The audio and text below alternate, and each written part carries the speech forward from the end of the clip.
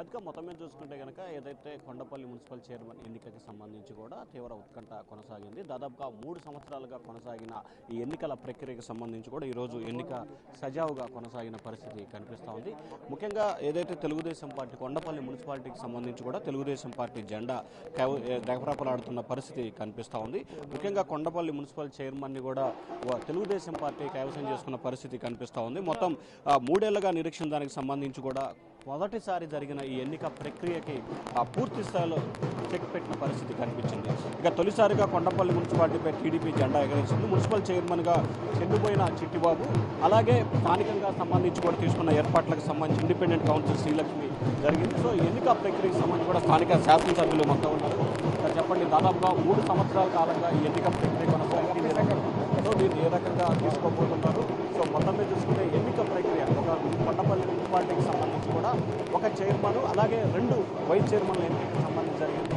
ఒక వైస్ చైర్మన్కి సంబంధించి కూడా తెలుగుదేశం పార్టీకి, మరొక వైస్ చైర్మన్కి సంబంధించి కూడా ఇండిపెండెంట్కి ఇచ్చారు. అయితే దాదాపుగా కొండపల్లి మున్సిపాలిటీ ఏర్పడిన తర్వాత తొలిసారిగా ఈ ప్రక్రియని తెలుగుదేశం పార్టీ జెండా ఎగరవేసిన పరిస్థితి కనిపిస్తూ ఉంది. సో ఎన్నిక ప్రక్రియకి సంబంధించి కూడా గతంలో ప్రస్తుత శాసనసభ్యులు వైసీపీలో ఉన్నారు. అప్పుడు ఎవరైతే ఎంపీ కేసినేని నాని ఉన్నారో ఆయన ప్రస్తుతం పార్టీకి రాజీనామా చేసి వైఎస్ఆర్సీపీలోకి వెళ్ళి అక్కడి నుంచి వెళ్ళిపోయిన పరిస్థితి మరొక వైపు కనిపిస్తుంది.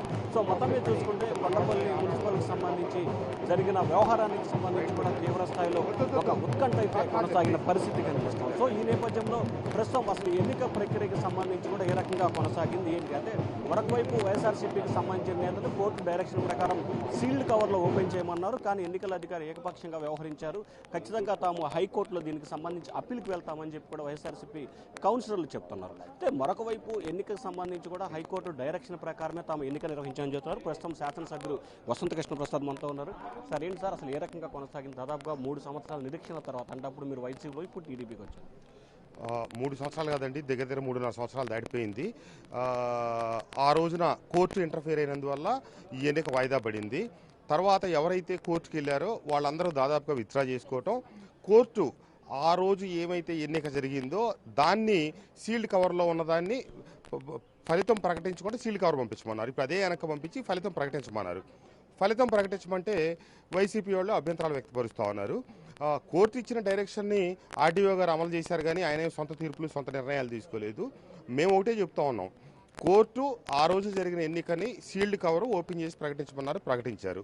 వాళ్ళకి ఉన్న చిరు ఆశ ఏంటంటే, ఇదేదన్నా లాటరీ గీటరీ వ్యవహారం అయితే కనుక ఏదైనా మనకు కొద్దిగా అవకాశం తక్కువద్దాం, 50-50 ఛాన్సెస్ అని ఒక దురాశ.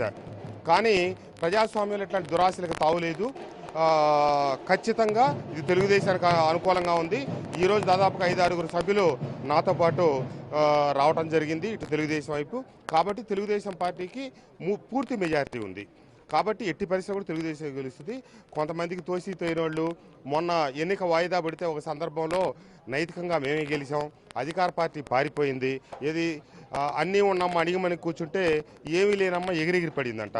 ఆ సామెత గుర్తొచ్చే రీతిలో చేశారు. సరే, అధికారులు వాళ్ళకి అనుకూలత ప్రకారం ఈరోజు ఎన్నిక నిర్వహించారు. దాంట్లో సీల్డ్ కవర్లో ఉన్న దాని ప్రకారం ఫలితం ప్రకటించారు.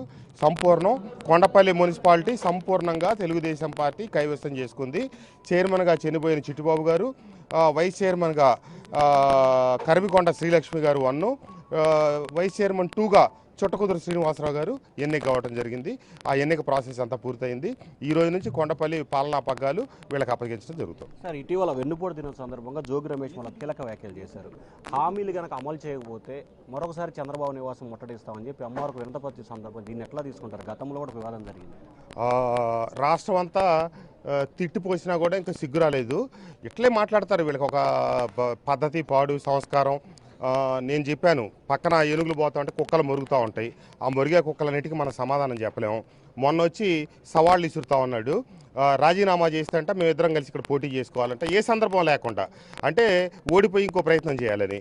ఉమ్మడి కృష్ణా జిల్లాలో అత్యధిక తేడాతో ఓడిపోయిన వ్యక్తి జోగి రమేష్.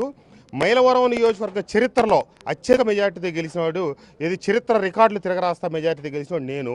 అతనికి నాకేంటి పోటీ? అతను నేను పోటీ చేసుకోవాల్సిన అవసరం ఏంటి? మొన్న తెలుగుదేశం మేము సభ్యులందరం పారిపోయామంట. ఇక ఆ రోజు నుంచి వాళ్ళ పార్టీకి సంబంధించిన వాడు ఇక్కడ మున్సిపల్ ఆఫీసులో కూర్చొని పరిపాలన కొనసాగిస్తాడంట. అట్లాగే మరి చేద్దాం. ఇక ఆయన అనుకున్నట్టుగానే వాళ్ళోడు ఇక్కడ వచ్చి పరిపాలన సాగించడం, ఆయన పోయేమో సెక్రటరియట్లో కూర్చొని ఆయన పరిపాలన సాగించడం. జగన్మోహన్ రెడ్డి గారికి ఎట్లాగో నాకు ప్రతిపక్ష పాత్ర కావాల్సిందే, లేకపోతే అసెంబ్లీకి రానంటున్నాడు కదా, కాబట్టి ఆయన ముఖ్యమంత్రి, ఈయన ఒక మంత్రి, ఈయన ఒక మున్సిపల్ చైర్మన్. ఇక ఇట్లాంటివి చెప్పుకోవడానికి కామెడీకి పనికి వస్తాయి, కానీ ప్రజాస్వామ్యంలో ఇట్లాంటి వెకిలి మాటలు వెకిలి చేష్టలకు తావులేదు. దయచేసి గ్రహించాలి.